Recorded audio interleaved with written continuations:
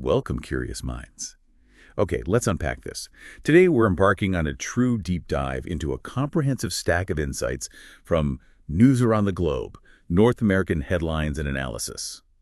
Our mission isn't merely to recount the latest events, but to really illuminate the underlying currents, those often surprising connections, and, the deeper implications woven across Canada, the USA, and the broader continent. Precisely. What's truly fascinating about this material is the sheer breadth of information we've gathered for you. It ranges from, well, the escalating environmental challenges impacting communities right now, to significant shifts in the political landscape, and even some groundbreaking scientific discoveries that could really shape our future. Yeah. Our core mission for you, our curious listener, is to move beyond simply hearing the news. We want to help you grasp its profound implications and understand how all these threads kind of interweave into the complex fabric of North America. We'll be looking for those aha moments, those flashes of insight that transform raw information into genuine, actionable understanding. And building on that, when we talk about underlying currents, it's not just the headlines.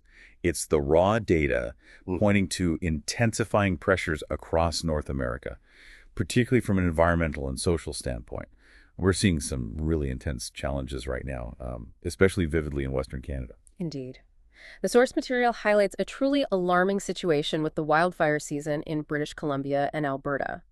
We're witnessing an extraordinarily early and, frankly, aggressive start to summer. Much earlier and more severe than many anticipated, even for regions that are, let's face it, accustomed to fire season. What's striking is that it's not just a few isolated incidents. This is a widespread systemic challenge unfolding. It's just devastating to read about the scale of it. Over 1,200 wildfires recorded across just those two provinces so far. I mean, to put that into perspective, that's an average of well over a dozen new fires sparking every single day since the season began. And many of them growing rapidly because of the incredibly dry conditions. This isn't just about localized blazes, it's a vast network of threats. Yeah, the sheer magnitude is difficult to fully comprehend, and the direct human toll is immediate and stark. The sources report over 15,000 residents have been evacuated since just last week alone. These aren't abstract statistics. These are families, uprooted from their homes, forced to flee with little notice, often uncertain if they'll have anything to return to. The most affected regions include northern Alberta, particularly around critical energy infrastructure, the Okanagan Valley, renowned for its agriculture and tourism, and various parts of interior BC. These are communities known for their natural beauty, but tragically also for being increasingly prone to these kinds of catastrophic events.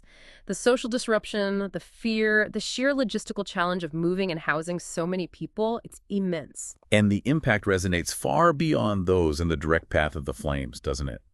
Federal authorities have stepped up their response, pledging additional support, including deploying the Canadian Armed Forces to these high-risk zones. The fact that the military is being called in for domestic environmental crises? Well, it speaks volumes about the severity and scope, stretching civilian emergency services to their absolute limit. Absolutely. But the effects spread much, much wider than just the immediate fire zones. Environment Canada has issued persistent warnings about poor air quality reaching major metropolitan areas like Calgary and Vancouver. Right. And even extending as far east as Winnipeg.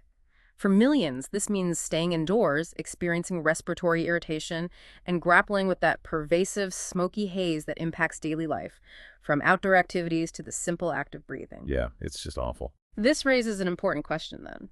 How does ongoing climate pressure fundamentally redefine what a normal wildfire season looks like in these regions? We are clearly seeing a departure from historical norms. This season's early and aggressive nature strongly suggests a deep connection to broader climate patterns. Hotter, drier springs, extended periods of drought that leave forests like tinderboxes. Right, it sets the stage. Exactly. Furthermore, the changing climate has contributed to an increase in pest outbreaks, like the pine beetle, which devastate vast swaths of forest, leaving behind even more fuel for fires. This puts an immense, unprecedented strain on emergency services. They're already struggling with recruitment and resource allocation, forcing them to make incredibly difficult choices about where to deploy limited crews and equipment. It's a cascading effect, isn't it? Yeah. Beyond the immediate danger and evacuations, what are the long-term economic and health implications for these regions? Economically, you have, well, not only the destruction of homes and essential infrastructure, but also the loss of valuable timber resources for the forestry industry, and a significant, often long-lasting impact on tourism. I mean, imagine trying to plan a vacation to a smoke-filled region or one recovering from devastation. Yeah, tough sell. And from a health perspective, we're talking about chronic respiratory issues for those exposed to prolonged smoke, potential cardiovascular problems, and the often overlooked mental health toll on communities constantly living under this existential threat of fire. This isn't just a grim picture. It's a fundamental reimagining of what seasonal risk means for these communities. It's pushing for year-round adaptation strategies we never considered necessary even a decade ago. A very difficult reality they'll have to adapt to. Now, shifting our focus to another critical area of systemic pressure, the healthcare system across Canada also finds itself, well, on the brink. The source material details widespread protests by healthcare workers in major Canadian cities: Toronto, Vancouver, Victoria. Yeah, seeing those headlines. This isn't an isolated incident or just a few disgruntled employees. It's a nationwide outcry from the front lines of public health, signaling some deep underlying issues.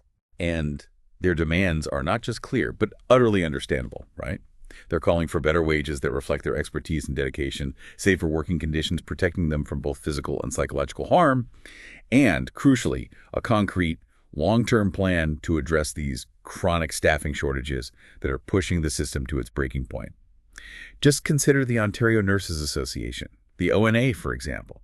They're reporting record levels of burnout among nurses. Record levels. And the very professionals we rely on to care for us are working mandatory overtime, skipping breaks, experiencing emotional exhaustion at unprecedented rates.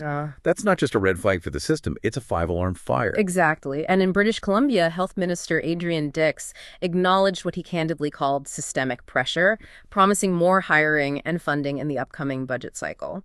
Now, while acknowledging the crisis is a necessary first step, it really underscores the sheer depth of the problem and how pervasive it's become. Yeah. If we connect this to the bigger picture, what does this signal about the fundamental sustainability of public healthcare systems under such relentless stress? The COVID-19 pandemic certainly pushed these systems to their absolute limits. For sure. But the pressures haven't really receded. In many ways, they've lingered or even intensified, highlighting a deeper structural fragility that threatens the very principle of universal access. It absolutely begs the question of long-term sustainability and equitable access. When you have severe staffing issues, patient care inevitably suffers. And this isn't just about longer wait times in emergency rooms, though that is a very real consequence. Right. It extends to delays in elective surgeries, reduced access to mental health services, compromised continuity of care due to high staff turnover. The remaining staff are then perpetually overworked, which just perpetuates the cycle of burnout and attrition. It affects the overall well-being of communities far beyond just those needing immediate medical attention. A truly healthy society requires a healthy, resilient healthcare system. And right now, it sounds like it's in critical condition, grappling with both immediate demands and, the lingering shadow of the pandemic. Moving from critical social infrastructure to the core economic drivers of North America, we see a fascinating tapestry of peaks, valleys, and some pretty big bets being made across the continent. Our sources highlight significant provincial economic snapshots in Canada, revealing a true tale of contrast that reflects varied regional strengths and vulnerabilities. Let's start with British Columbia. It seems to be living a rather stark, dual economic story. On one hand, the housing crisis is deepening dramatically, particularly in Metro Vancouver. We're talking average home prices now soaring over $1.3 million. Wow. For many families, especially those just starting out or working in middle-income professions, that figure is simply astronomical. It makes home ownership an increasingly distant dream. It's why advocates are urgently pushing for zoning changes to allow for more high-density units like duplexes, townhouses, mid-rise apartments, hoping to alleviate some of that intense affordability pressure by increasing supply. Yet, almost paradoxically, Vancouver's much-touted tech boom is showing signs of a slowdown. We're seeing several local startups, some of which were, darlings of the venture capital world, unfortunately laying off staff. They're citing rising interest rates, which make borrowing more expensive for businesses, and a noticeable slowdown in venture capital funding as key factors. Venture capital, for those unfamiliar, is crucial financing provided by investors to startups and small businesses with long-term growth potential. Its slowdown reflects a more cautious investment climate, impacting the very lifeblood of new tech innovation. What does this contrast tell us about the vulnerability of different economic sectors to broader macroeconomic trends? A booming housing market typically implies a strong underlying economy and high demand for living space. Right. But when the tech sector, often a key driver of modern high wage growth, starts to falter due to broader financial pressures, it creates a complex and, frankly, challenging situation for urban planning and social equity. It's a real paradox, isn't it? You have this incredible, almost speculative wealth locked up in real estate, driving prices out of reach for many, while a sector that traditionally brings high-paying jobs, innovation, and global recognition is struggling. It raises profound questions about affordability, livability, and whether Vancouver can maintain its appeal as a global tech hub if its workers simply can't afford to live there. How does a booming housing market interact with a struggling tech sector in a major urban center like Vancouver? Yeah, it creates a kind of economic disequilibrium. It could lead to talent migration, a potential brain drain if the problem persists. It's a fundamental challenge to the city's future economic model. Okay. Then we shift eastward to Alberta, which is experiencing a very different oil-fueled upswing. The province reported a surprise $3.5 billion budget surplus. $3.5 billion. Yeah. This significant windfall is directly attributed to strong global crude oil exports and elevated energy prices. It provides a remarkably different economic narrative compared to the challenges faced in BC. A $3.5 billion surplus. That's a truly massive amount of unexpected revenue for a provincial government. Right. And they're not just sitting on that cash. The material notes a significant $800 million investment plan for the Calgary airport over the next 5 years. Right. This isn't just a minor upgrade. It's a substantial expansion aiming to add new gates, a crucial light rail link to connect the airport to the city, and upgraded customs processing. It's a real forward-looking investment in core infrastructure. What's fascinating here is Alberta's strategic use of resource revenue for long-term infrastructure.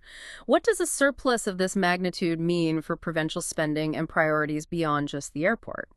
Well, it allows for significant investment in other critical areas like healthcare, education, or even provides room for tax breaks and deficit reduction, all while potentially building up a rainy day fund. And consider the long-term impact of such a substantial infrastructure investment on regional connectivity and economic diversification.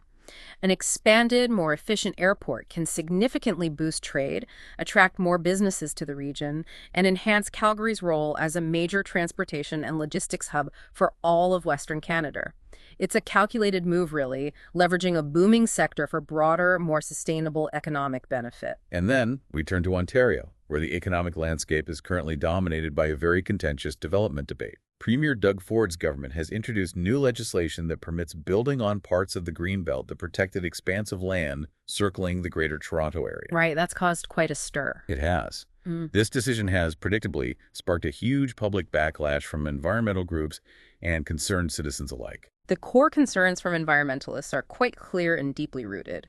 They argue that developing these protected lands threatens biodiversity, disrupts vital ecosystems that provide essential services like natural water filtration, and critically undermines the province's ability to combat climate change. The Greenbelt acts as crucial natural infrastructure, providing flood mitigation, clean air, preserving prime agricultural land. Absolutely. This raises an important question that governments across North America are grappling with. How do we balance the pressing need for housing development, especially in rapidly growing urban centers, with the critical protection of crucial environmental areas? It's a classic dilemma, really, with no easy answers. It's the classic housing versus nature or development versus conservation dilemma, isn't it? There's an undeniable and urgent housing shortage in Ontario, particularly in the sprawling Greater Toronto Area, which needs significant supply. But environmentalists argue, quite reasonably, that once you pave over these protected lands, once you build on a wetland or agricultural area, you just can't get those natural benefits back. That's right, it's irreversible. What are the long-term consequences of such land use decisions? It's not just about today's housing numbers, but about future generations' access to green space, clean water, local food sources, and a stable climate. It's a decision with immense irreversible ramifications that will play out for decades. Moving south of the border now, the U.S. Economic Pulse offers a picture of careful navigation and cautious optimism, maybe. The Federal Reserve made a significant decision recently, holding interest rates steady after a period of aggressive hikes. Polls notable. It is. And it's largely interpreted as a signal that inflation, while still present, is easing its grip on the economy. A cautious but broadly optimistic sign for consumers and businesses alike. That's certainly welcome news for consumers hoping for a reprieve from rising costs.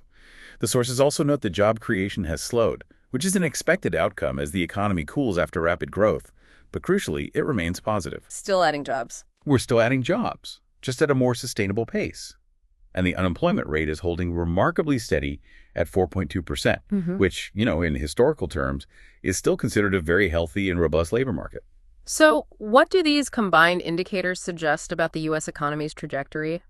Many economists are increasingly hopeful for what's known as a soft landing scenario. The elusive soft landing. Exactly. Essentially a slowdown in economic activity that is sufficient to cool inflation without tipping the economy into a recession. It's a very delicate balancing act.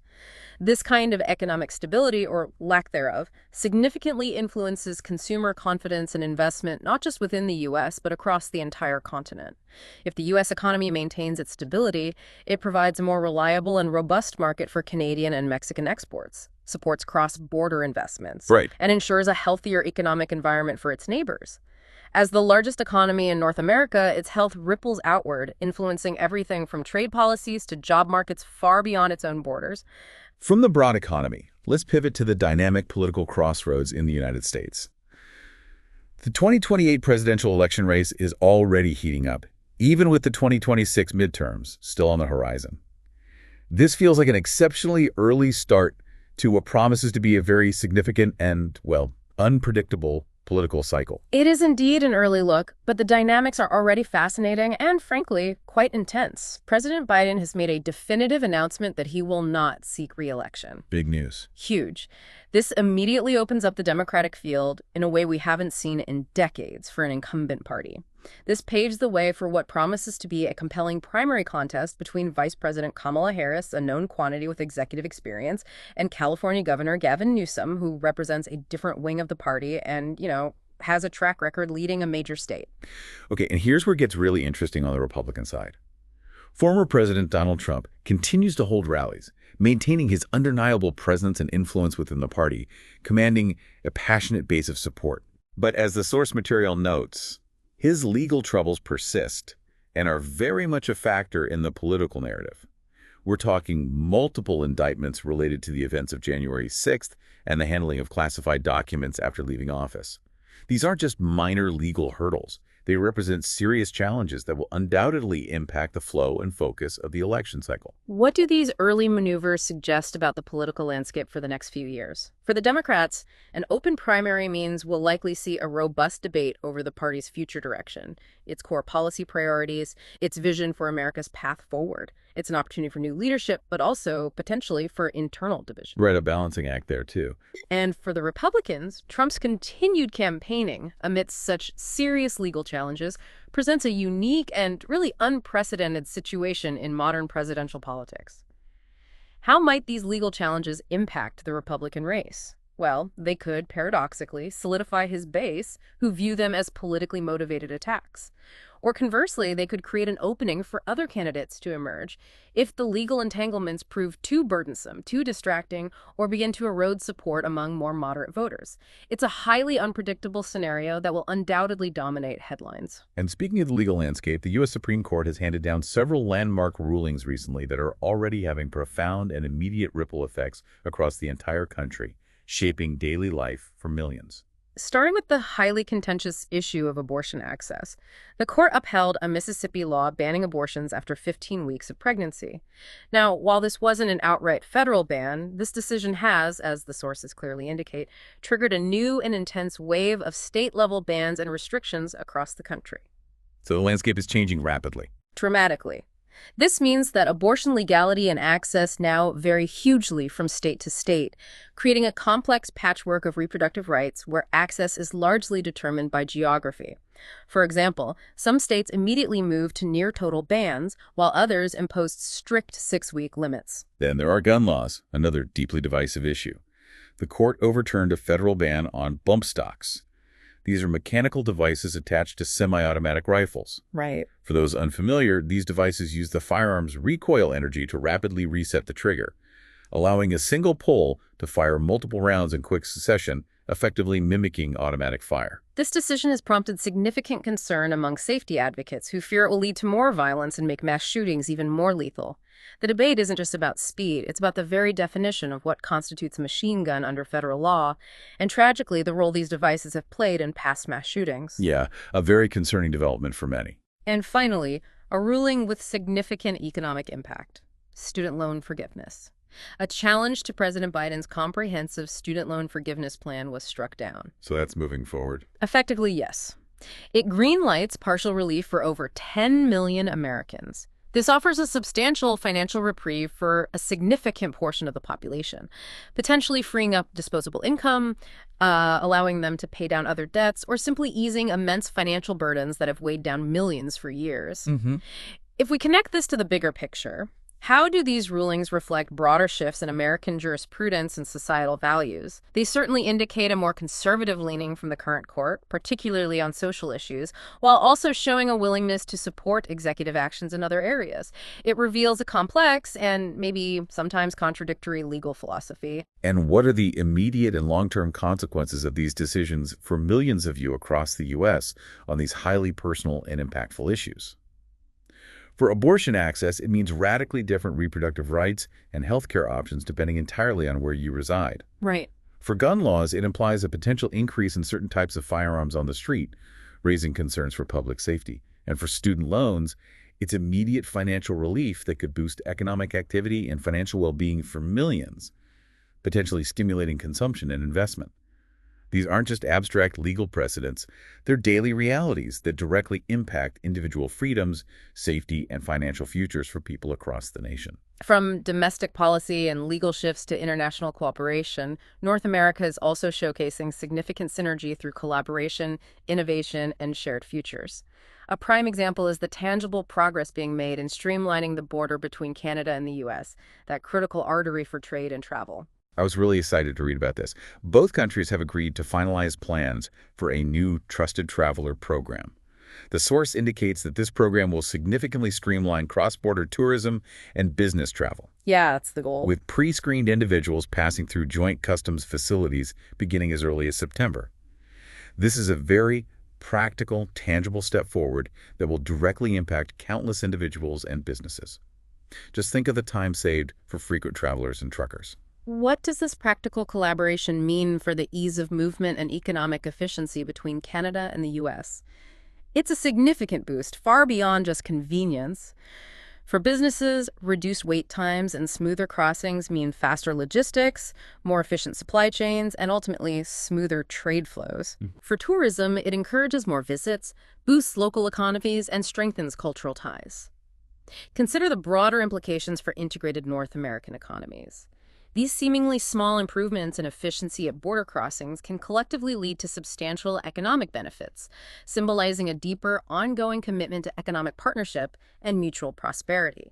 It highlights how shared challenges can lead to innovative, practical solutions. And beyond travel, there's a powerful united front emerging on the monumental challenge of climate change. Canada, the USA, and Mexico recently signed the North American Climate Resilience Pact in Ottawa. This is a significant agreement, committing all three countries to shared investments in green energy infrastructure and forest protection, recognizing that climate action truly knows no borders. This raises an important question, though.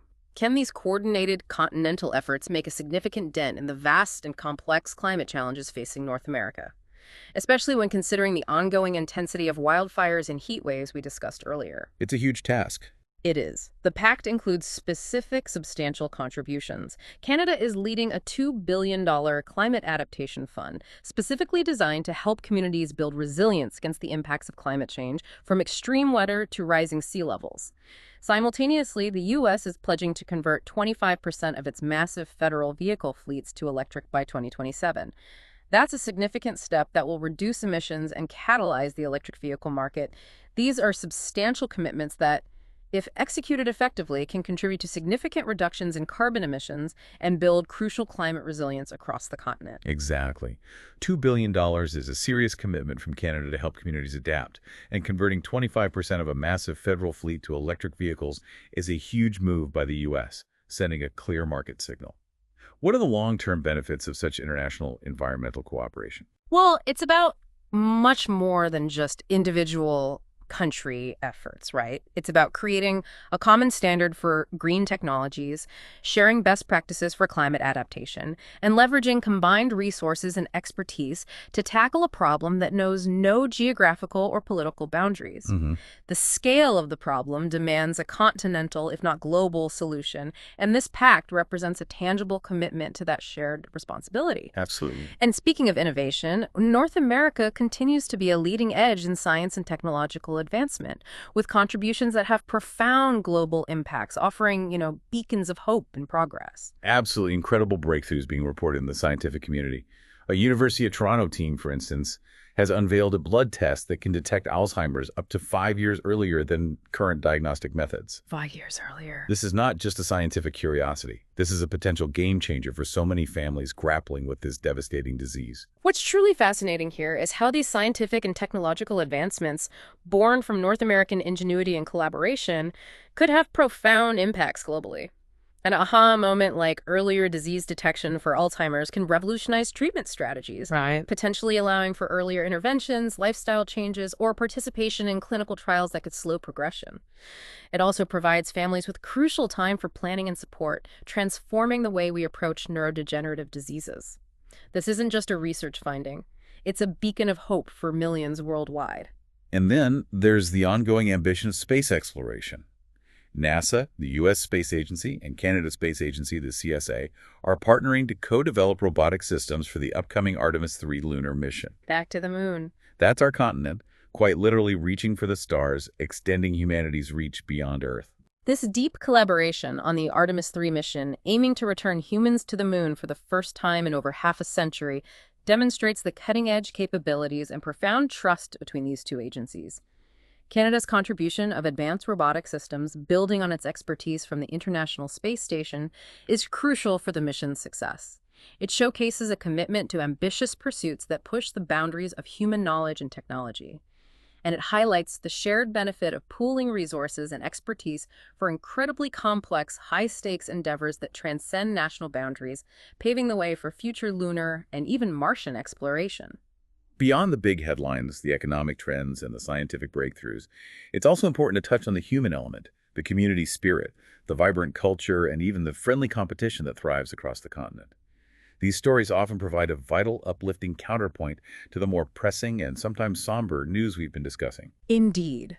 We have some inspiring stories from the source material that remind us of the incredible individual potential and collective achievements found throughout North America.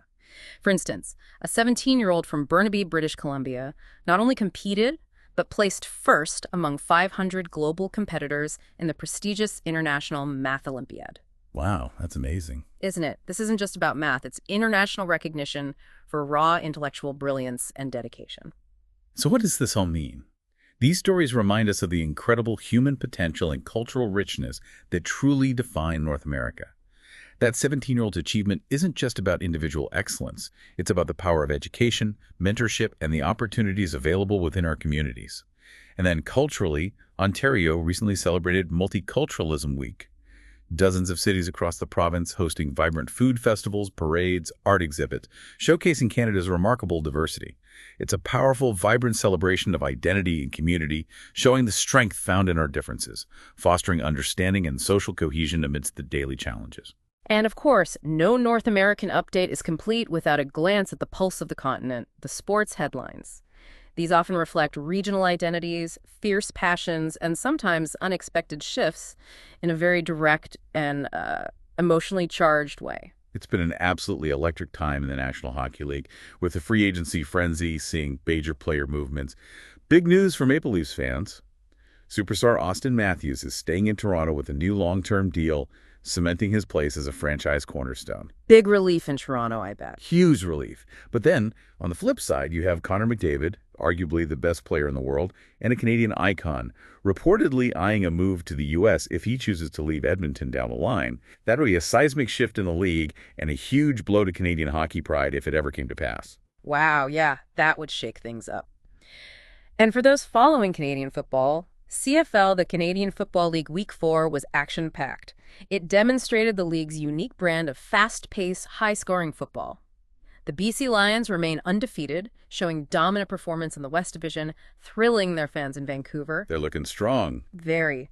Meanwhile, the Toronto Argonauts pulled off a dramatic last-minute win over Ottawa, highlighting the intense rivalries and close contests the league is known for. How do these movements and rivalries energize communities across North America? Well, they provide shared experiences, intense local pride, a sense of collective identity that transcends daily challenges, right? Offering a release valve and a common ground for connection.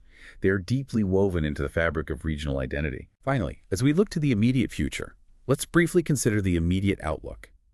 North America's dynamic weather patterns. This isn't just a simple forecast. It's a practical, real-time reminder of the immediate environmental factors influencing daily life, reinforcing our earlier discussion on climate challenges and regional vulnerabilities that continue to unfold. In British Columbia and Alberta, the situation remains deeply concerning. The source indicates expectations of smoke-heavy skies and persistent dry conditions continuing for the next 5 days. Still smoky. Still smoky, yeah. And high lightning risks lingering in central BC. This directly feeds into the ongoing wildfire threat, meaning new ignitions remain a serious possibility, exacerbating an already dire situation for firefighters and residents. In Ontario, there's a slight reprieve expected. Hmm. Temperatures are predicted to cool slightly, with showers moving in by Friday. That's good news, potentially reducing some of the immediate fire risk in that province. Yeah. But down in the U.S. Northeast, a significant heat wave is spreading from New York to Boston, bringing sweltering temperatures and oppressive humidity.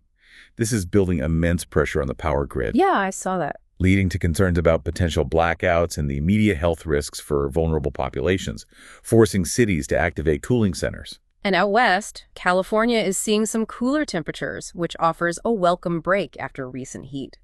However, wildfire alerts stubbornly persist in Arizona and Nevada, especially in their drier, more arid regions. So it shifts around. Exactly. While one region might experience a temporary cooling, the threat of fire simply shifts to another, underscoring the diverse yet interconnected climatic challenges facing the continent simultaneously. It means that while you might get a break, your neighbors might be just starting to feel the heat, literally. What an incredible deep dive into the diverse and dynamic landscape of North America. We've journeyed from the smoke-filled skies and healthcare struggles of Western Canada to the high stakes of U.S. presidential politics and landmark judicial decisions. And from groundbreaking scientific labs to bustling sports arenas, all while examining the complex interplay of forces shaping our continent. Indeed. We've seen the deeply interwoven nature of environmental challenges, the intricate shifts in our economies, the profound impact of political decisions, and the continuous spark of human innovation and cultural expression. It's clear that North America is a continent facing both immense pressures and truly incredible opportunities for collaboration and progress. As we wrap up this deep dive, we want to leave you with a thought to mull over.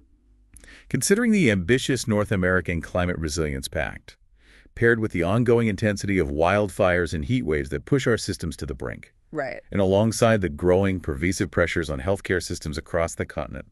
What significant, perhaps unexpected changes do you foresee for North American daily life and governance in the next 5 to 10 years? And how might these current challenges reshape our shared future, compelling us to adapt in ways we might not yet fully anticipate? Keep exploring, keep questioning, and keep connecting the dots. Until next time.